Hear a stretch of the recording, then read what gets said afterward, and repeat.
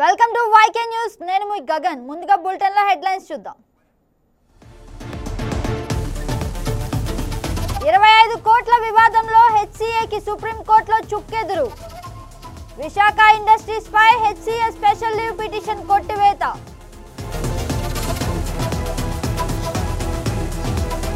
ఇవాళ నారావారిపల్లెలో సీఎం చంద్రబాబు కుటుంబం. దివంగత నారా రామ్మూర్తి నాయుడు నెల విస్తరణకు హాజరు.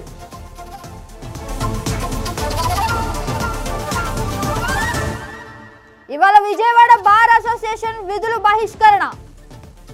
సుప్రీంకోర్టు చీఫ్ జస్టిస్ పై దాడి యత్నానికి నిరసనగా ఆందోళన.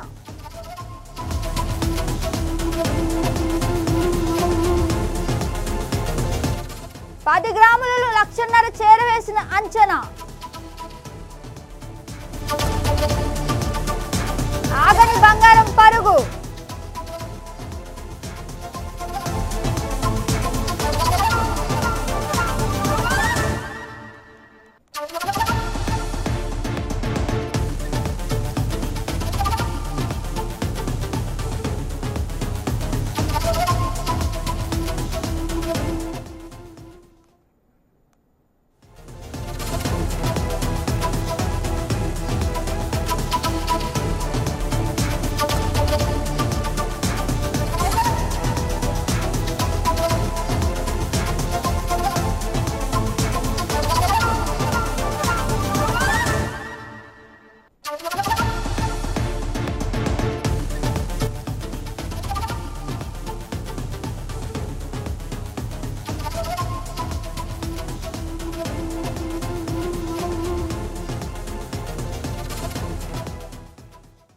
బ్రేకింగ్ న్యూస్ చూస్తున్నాం. విశాఖ ఇండస్ట్రీస్ సంస్థకు 25.92 కోట్లు చెల్లించాలని ఆర్బిట్రేషన్ ట్రిబ్యునల్ ఇచ్చిన ఉత్తర్వులను కొట్టివేయాలని కోరుతూ సుప్రీంకోర్టును ఆశ్రయించిన హైదరాబాద్ క్రికెట్ అసోసియేషన్కు చుక్కెదురైంది.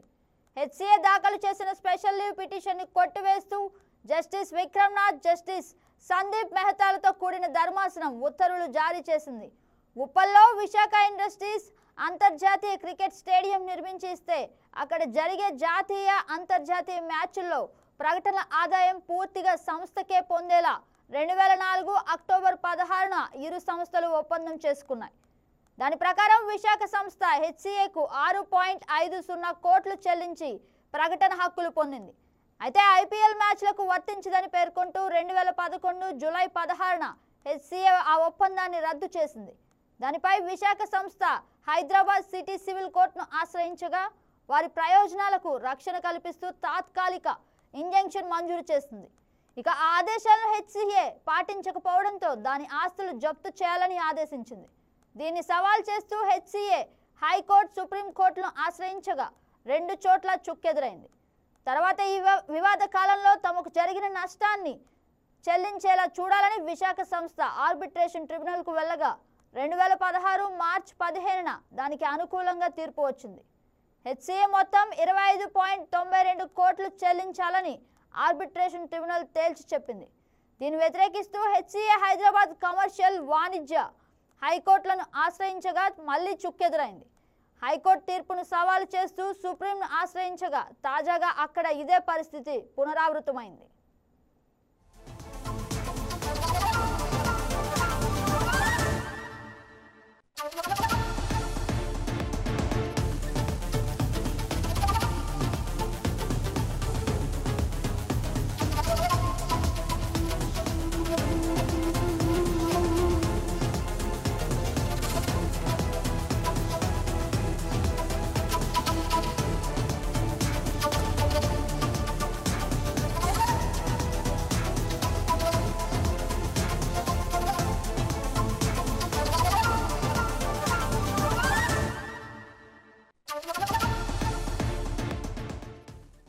హెచ్సిఏ సంస్థ తరపున న్యాయవాది వాదనలు వినిపిస్తూ విశాఖ సంస్థ ఇచ్చిన మొత్తానికి 6 రెట్లు చెల్లింపులు చేయాలని ఆర్బిట్రేషన్ ట్రిబ్యునల్ ఆదేశించిందని, అంత మొత్తం కాకుండా మధ్య మార్గంగా నిర్ణయించాలని కోరారు. తాము ఇదివరకు 17 కోట్లు చెల్లించడానికి ముందుకొచ్చినా వాళ్ళు అంగీకరించలేదన్నారు. అందువల్ల ఈ కేసును మధ్యవర్తిత్వం కోసం పంపాలని విజ్ఞప్తి చేశారు. విశాఖ సంస్థ యజమాని ఇప్పుడు తెలంగాణలో మంత్రిగా ఉన్నారని అందువల్ల ఆయన ప్రభావం చూపే అవకాశం ఉందన్నారు. న్యాయమూర్తి జస్టిస్ విక్రమ్నాథ్ అందుకు నిరాకరించారు. అలాంటి విషయాల్లోకి తాము తలదూర్చమన్నారు. మధ్యవర్తిత్వం కోసం దరఖాస్తు చేసుకోవడానికి మీకు అవకాశం ఉంటుందని పేర్కొంటూ పిటిషన్ను కొట్టివేశారు.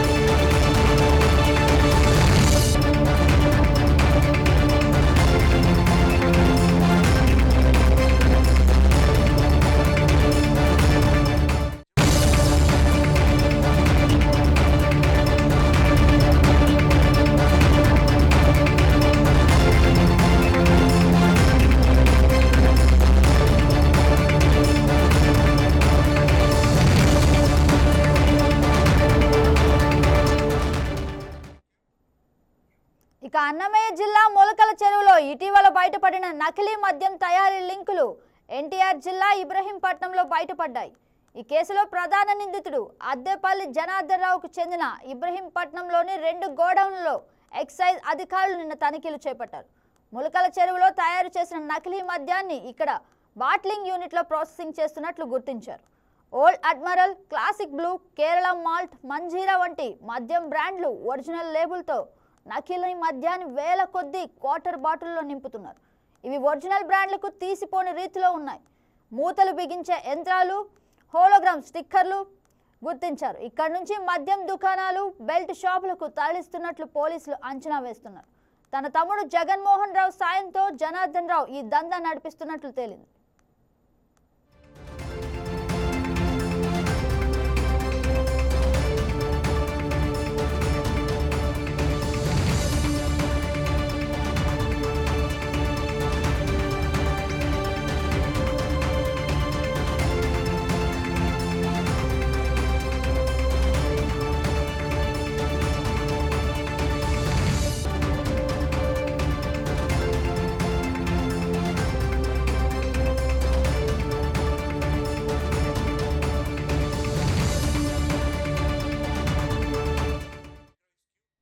ఇబ్రహీంపట్నానికి చెందిన జనార్దన్ రావు తొలుత ఓ పచారీ దుకాణం నడిపేవాడు. గతంలో ఐపీ పెట్టినట్లు తెలిసింది. 2017లో మద్యం వ్యాపారంలోకి ప్రవేశించాడు. ఇటీవల కాలంలో జనార్దన్ రావు తన పేరుతో ఒక బార్ను దక్కించుకున్నారు.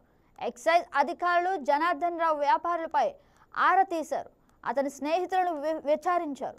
సోదరుడు జగన్మోహన్ రావు విచారించినప్పుడు ఇబ్రహీంపట్నంలో గోడౌన్ ఉన్నట్లు బయటపడింది. ఇక్కడ తనిఖీలు చేపట్టగా భారీగా క్యాన్లు, నకిలీ మద్యం నింపిన సీసాలు, లేబుళ్లు, హోలోగ్రామ్ స్టిక్కర్లు, వేల కొద్ది బాటిల్తో కూడిన ప్యాకింగ్ యూనిట్ను గుర్తించారు. మొలకల చెరువులో స్టీఫింగ్ మాల్ట్ కారాలను కలిపి మద్యాన్ని తయారు చేసి ఇబ్రహీంపట్నానికి రహస్యంగా తీసుకొచ్చేవారు. ఇందుకోసం నమ్మకమైన కూలీలను నియమించుకున్నారు. ఈ వ్యవహారాలను జగన్మోహన్ రావు పర్యవేక్షించేవాడు. ఇక జనార్దన్ రావు వ్యాపార నిమిత్తం సెప్టెంబర్ 24న ఆఫ్రికా దేశాలకు వెళ్లి తిరిగి రాలేదని తెలిసింది.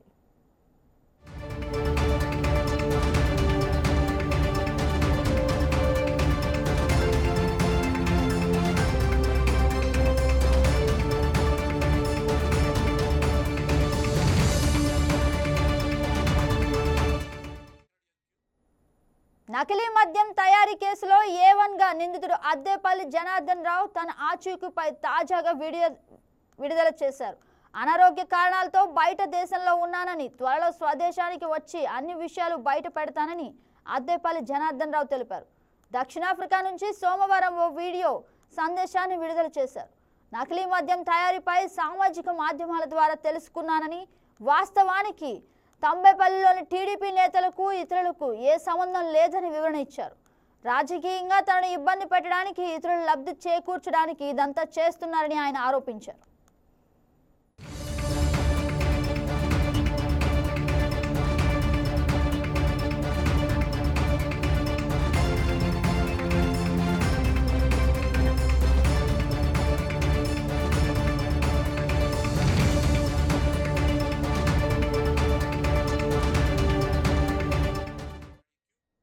విజయవాడలో జరిగిన తనిఖీల్లో 4 బ్రాండ్లకు చెందిన 26 కేసులను గుర్తించారు.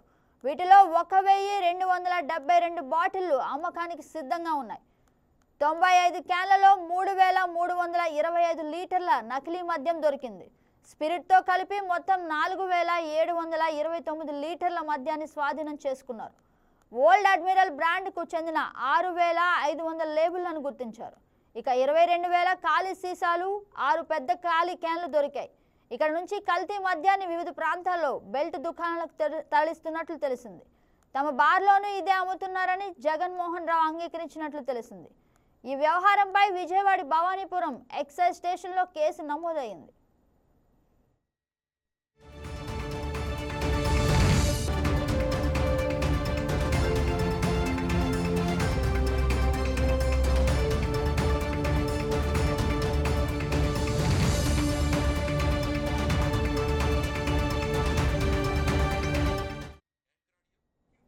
మరోవైపు ములకల చెరువులో నకిలీ మద్యం కేసులో A12గా నిందితుడు ఉన్న గుంటూరు జిల్లా తెనాలిలోని ఐతానగర్కు చెందిన వైసీపీ కార్యకర్త కొడాలి శ్రీనివాసరావు నివాసంలో ఎక్సైజ్ అధికారులు సోదా చేశారు. 2 రోజులుగా పరారీలో ఉన్న అతడిని పట్టుకునేందుకు 3 ప్రత్యేక బృందాలతో గాలిస్తున్నారు. శ్రీనివాసరావు 2024 ఎన్నికల్లో ఐతానగర్ పోలింగ్ బూత్లో వైసీపీ తరపున పోలింగ్ ఏజెంట్గా వ్యవహరించాడు. A1 జనార్దన్ రావు ములకల చెరువులోని షెడ్డును శ్రీనివాసరావు పేరుతోనే లీజుకు తీసుకున్నట్లు సమాచారం.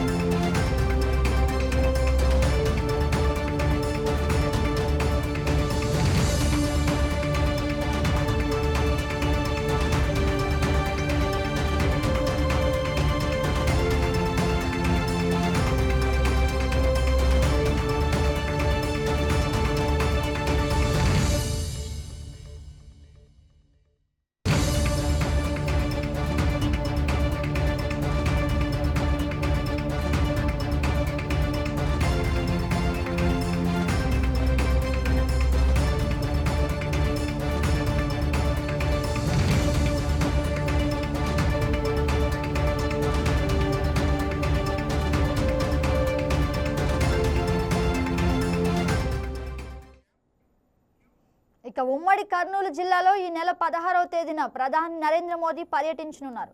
సామాన్య ప్రజలపై భారం తగ్గించేలా ఉద్దేశంతో కేంద్ర ప్రభుత్వం జీఎస్టీలో అనేక మార్పులు తీసుకొచ్చింది. జీఎస్టీ ద్వారా పేద ప్రజలపై 2 లక్షల కోట్ల భారం తగ్గించింది. జీఎస్టీ వల్ల వచ్చే లాభాలను ప్రజల్లోకి తీసుకెళ్లాలనే ఉద్దేశంతో సూపర్ జీఎస్టీ సూపర్ సేవింగ్ పేరుతో కార్యక్రమాలు నిర్వహిస్తున్నారు. ఇందులో భాగంగానే ప్రధాని మోదీ కర్నూలు జిల్లా పర్యటన చేయనున్నారు. ప్రధాని మోడీ పర్యటన సందర్భంగా భారీ బహిరంగ సభ ఏర్పాటు చేశారు.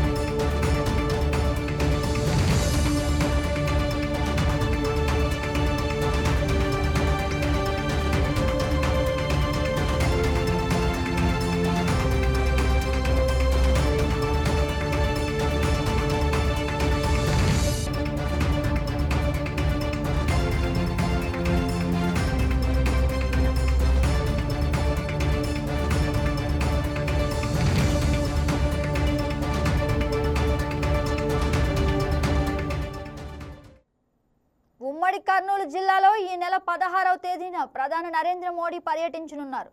సామాన్య ప్రజలపై భారం తగ్గించాలనే ఉద్దేశంతో కేంద్ర ప్రభుత్వం జీఎస్టీలో అనేక మార్పులు తీసుకొచ్చింది.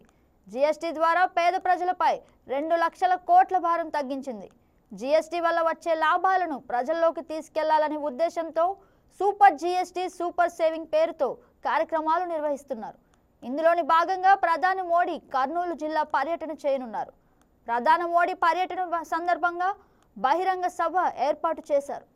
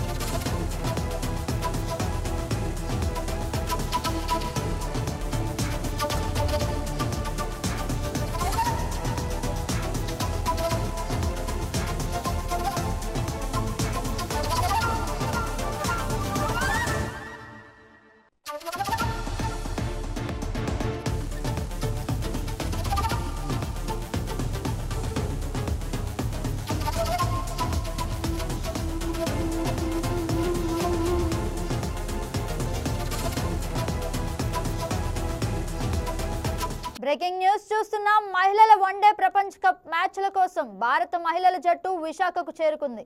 దక్షిణాఫ్రికాతో ఈ నెల 9న జరిగే మహిళల ప్రపంచ కప్ వన్డే మ్యాచ్లో తలపడే భారత జట్టు విశాఖ నగరానికి చేరుకుంది. అలాగే ఈ నెల 12న ఆస్ట్రేలియా టీంతో టీమిండియా తలపడనుంది. ఈ టోర్నీలో భారత్ ఇప్పటికే శ్రీలంక, పాకిస్తాన్ జట్టుపై విజయాలు సాధించి మంచి ఊపు మీద ఉంది. భారత జట్టుకు విశాఖ ఆంధ్ర క్రికెట్ సంఘం ప్రతినిధులు స్వాగతం పలికారు. భారత క్రికెటర్లు ఇవాళ సాయంత్రం సాధన చేస్తారు.